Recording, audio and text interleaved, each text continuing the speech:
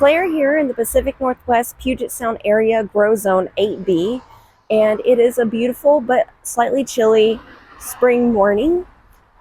This week, my head gardener, aka me, injured my arm really badly. I think I've torn a tendon or something.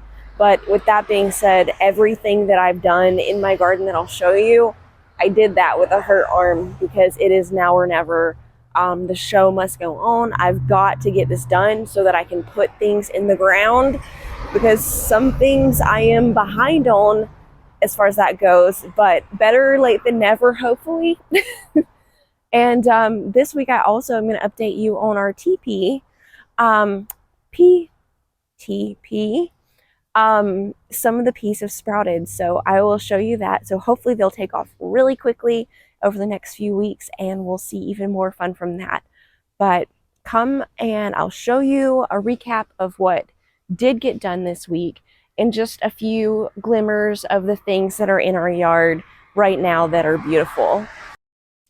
I had to show you guys these new daffodils that opened up this week. Aren't they so lovely and fluffy and gorgeous? We also have some tulips that are about to sprout. I wanted to show those to you real quick before we dove right into our teepee tunnel. I have one little one popping up in this pot, and we have another one kind of emerging over in this pot. And we have over here two little sprouts coming up and another set of two.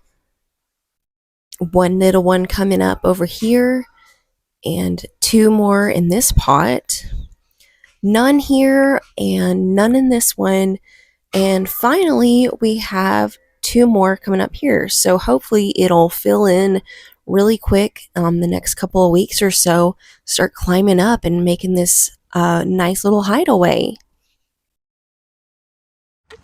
And just one quick family adventure update because this is too hilarious. But earlier this week, Connor wanted to go skateboarding, and Katana got these skates for Christmas, and she was like, "I'm gonna do it today." And I love that for her. She was very insistent on doing it. She's very brave, even though it was definitely a new thing for her and a little bit scary and very, very funny.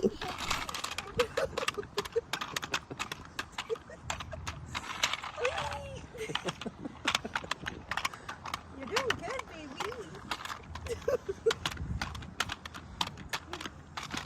I wish that I actually had footage of me tearing up every single one of these hay bales because that was the hardest labor I have ever done in my life, and I've given birth naturally. I'm still hurting over it. But now that this is here and all spread out, I know it still looks very tall and thick. I think that's going to be okay because over time it will decompose. It'll just go back into the earth and leave me some compost underneath here. But today I'm going to take my soil and I'm going to try to get my rows started, and in between the rows I'm going to put the wood chips. So there's all sorts of organic matter involved in this. So let's get to work. While what I show you guys of this project is in super speed, just to be upfront with you, this entire project took me an entire week, working a little bit at a time. And the reason why I say that is because it's easy to watch people do things on the internet and be like, oh, I should already be finished. But I'm just a mom, and I've got to fit these things into the nooks and crannies of my day. And I want to show other moms and people who have jobs and whatever it is that takes up the majority of your time, that if you have something you want to work towards, all it takes is just a little bit of effort whenever you get a chance in the capacity that you're able to do it in. I had to go buy more dirt. I ran out. And so in the process, I took our tiny truck, which we call the micro machine, It's a little Japanese import truck that is my husband's pride and joy. And we took some of our limbs from the hedge project to the dump. I just wanted to share a few rainy day beauties, but our bleeding hearts are blooming and looking so cute with their little heart-shaped flowers. Also, I wanted to show you guys my overwintered broccoli that I have here, and I don't know why this is not focusing right here, but there we go. But it's starting to form some of the little broccoli heads here, and I have never had broccoli get this far, so that's exciting. Even if it does bolt from here, I'm not sure if it will or not. I have never seen it get to this stage before, so I'm pretty excited about that. I had to pull them out of the hay bales, and they're here waiting for me to transplant them into one of the beds that I'm building right here.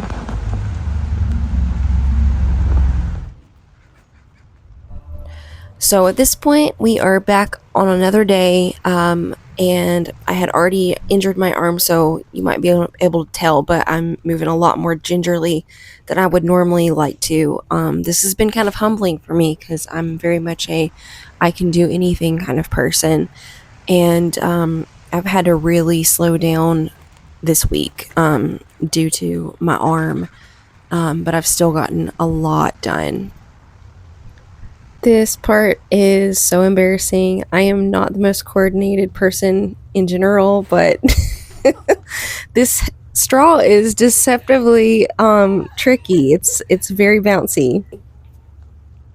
I won't bore you guys with showing you all the bags that I moved out here, me dumping them out, but just letting you know I still have to do 2 more bags on the middle and the last row, and I might get to that next week. I might not. I'm gonna let my arm heal a little bit, but I also have plans, as I think I've mentioned before, for the back area next to the fence. I intend on growing corn back there, and I want to do the Three Sisters growing method with the beans and the winter squash as well, alongside it. I've always wanted to do that, and I might actually be able to have the space to do it, as long as the corn takes off. So that'll be a future update, but I'll show you the next little bit of the process of this particular area. So I had the idea that I wanted to put these chips into the rows, the walkways of the hay bale. For one thing, I hope that it will stabilize it and make it a little less bouncy and a little bit more sturdy footing.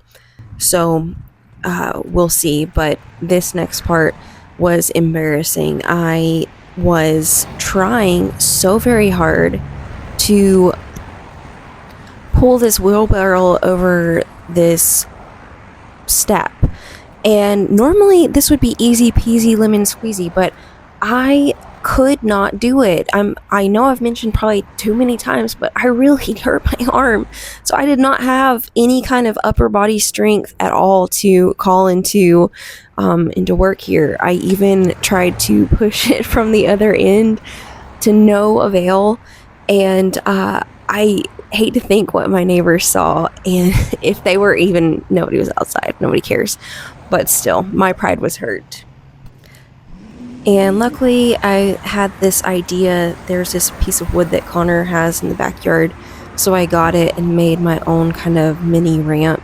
And this thing was covered in slugs, so I peeled all of them off and fed them the chickens, so they had a good treat, and I was able to get this part of the project done.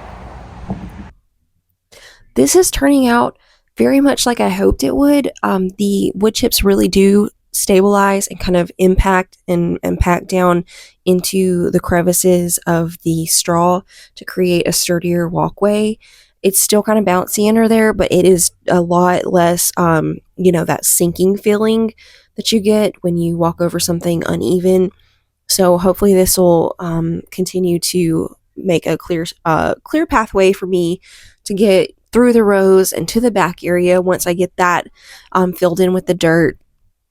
And I still have tons and tons of wood chips left, which I have so many other garden projects that I intend to use them for, but I definitely have more than I know what to do with, really. So maybe I can bless my neighbors again with some more if they still need some. So after doing all this work to show you what I have accomplished, I did not want to leave it off with just a bunch of dirt in the ground and be like, there you go, see you next week. I wanted to dreamcast with you guys for a minute about what I expect to have in this space and what I'm so excited about. I want to make this just a beautiful cut flower area where there's going to be dahlias and zinnias and snapdragons, cosmos, sunflowers, gomphrena, bee balm. I'm gonna have basil in here, and I want to be able to make some really beautiful bouquets for my house, for my friends, and maybe sell a few. Who knows? But so just wanted to dreamcast and show you some of my seeds because if you're a seed junkie like me, you'll appreciate it. But I, could at once I read Erin's book, I had to buy some of her seeds because I would love to have anything close to what she has. So I got some zinnias and some dahlia mix and celosia, and I've got this cute. Oh, there's one gomphrena that I want. This is from Rare Seeds or Baker Creek Seeds. And then I want to have a bunch of different snapdragons. So these are just two varieties I have. And then I also have some from a lady on Etsy that I bought. So we'll see how those turn out. And then I have a bunch of different kinds of cosmos. So many varieties. Let's see. I'll show them to you. There's that one. That's so cute. I love the variegation on that. And then this is called apricota. It's very pretty, very pink. And here, I'm so excited about this. Does that not look so cute? And this really pretty pink and red colored bee balm.